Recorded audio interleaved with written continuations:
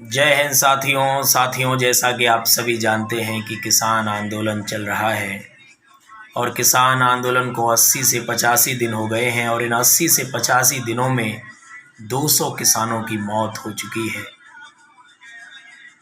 साथियों, जब कोई दुश्मन देश में भी अगर बड़ा हादसा हो जाता है और कई लोग वहां मर जाते हैं तो हमारे देश की सरकारें और देश में तमाम जिम्मेदार लोग अपनी संवेदनाएं प्रकट करते हैं। लेकिन जो हमारे ये किसान 200 किसान जो किसान आंदोलन के कारण मर चुके हैं, उन पर किसी ने अपनी संवेदनाएं भी प्रकट नहीं की। बड़ी तकलीफ होती है साथियों जब ये सत्ताधीश इन किसानों को खालिस्तानी कहते हैं। बड़ी तकलीफ होती है साथियों जब ये सत्ता में बैठे लोग हमारे अन्नदाता को, हमारे देश के अन्नदाता को आतंकवादी बोल देते हैं। ये उस अन्नदाता को आतंकवादी बोलते हैं जिसके बच्चे प्रति महीने तिरंगे में लिपट कर अपनी शहादत देते हैं। साथियों, जैसा कि आप सभी ने देखा कि एक पॉप स्टार है रिहाना, उन्होंने किसान आंदोलन के लिए या किसानों की स्थिति को देखते हुए चिंता व्यक्त की है। उससे पहले 200 किसान इस दुनिया को छोड़कर चले गए हैं। 200 अन्नदाता जो हमको भोजन देते हैं वो इस दुनिया को छोड़कर चले गए हैं इन काले कानूनों की वजह से।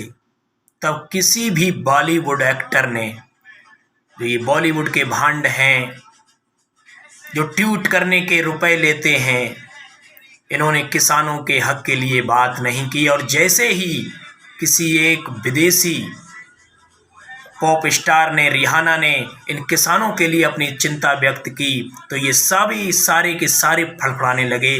इन्होंने 200 किसान जो मर गए वो नहीं दिखे। 80 से 85 दिन हो गए हैं किसान सड़कों पर बैठा है जो हमको भोजन देता है, तब इन भांडों को कुछ नहीं दिखा। और जैसे ही किसी की इंसानियत, जिसकी भी इंसानियत जिंदा होगी साथियों, वो इन किसानों के, इन अन्नदाताओं के लिए आवाज उठाएगा। ये एक्टर जो आज बॉलीवुड एक्टर हैं, कुछ क्रिकेटर हैं जिनकी आत्मा अब जगी है और ये बोल रहे हैं कि इंडिया के खिलाफ, भारत के खिलाफ एक प्रोपेगेंडा चल रहा है।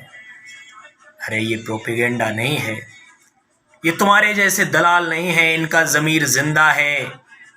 भले हमारे देश के अन्नदाता इनको भोजन नहीं देते लेकिन फिर भी इनकी इंसानियत जिंदा है। अरे तुम तो इनका खाकर भी इनके नहीं हुए। तुम कितने बड़े दलाल हो, तुम्हारा ज़मीर मर चुका है। 80 से 85 दिन हो गए, तुमने इन किसानों के लिए एक ट्वीट तक नहीं किया।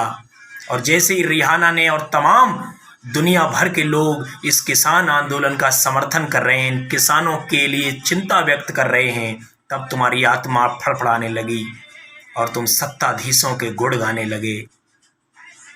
एक बात आज कह देना चाहता हूं मैं आप सभी से, जो आज इन किसानों का, इन अन्नदाताओं का समर्थन कर रहा है, मैं ही नहीं, आने वाली पीढ़ियां, आने वाली नस्लें उनको सलाम ठोकेंगी, सल्यूट करेंगी। और जो इन किसानों के साथ आज नहीं खड़ा है, आने वाली नस्लें, आने वाली पीढ़ियां उन पे थूकेंगी। इतना ध्यान कर लेना।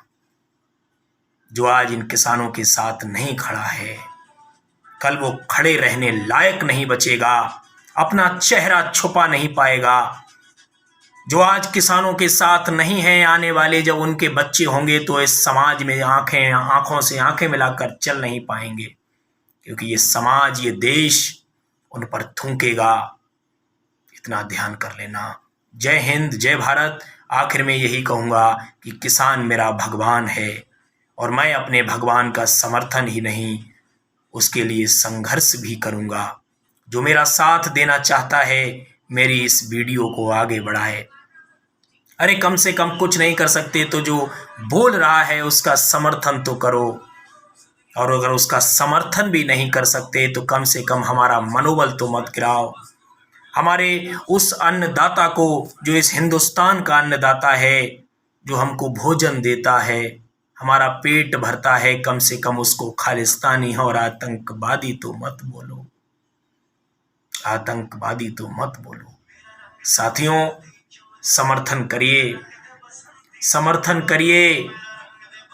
भूलिए मत कि जो हमारा पेट भर रहा है, आप जो आज खाए हैं और इतने सालों इतने वर्षों से खा रहे हैं, उसकी वजह है ये हमारे अन्नदाता, जो आज इस कड़कड़ाती हुई सर्दी में 80 से 85 दिन हो गए हैं, जिसमें 200 किसान, 200 अन्नदाता मर भी चुके हैं। इनके लिए आवाज़ उठाइए साथियों, आवाज़ उठाइए। हाथ जोड़ता हूँ, किसानों के लिए आवाज़ उठाइए। उनके समर्थन में यदि आप सड़कों पर संघर्ष नहीं कर पाते हैं तो सोशल मीडिया के माध्यम से उन किसानों का समर्थन करिए, जिसकी वजह से आप अपना पेट भरते हैं। समर्थन करिए। जय हिंद, जय जवान, जय किसान।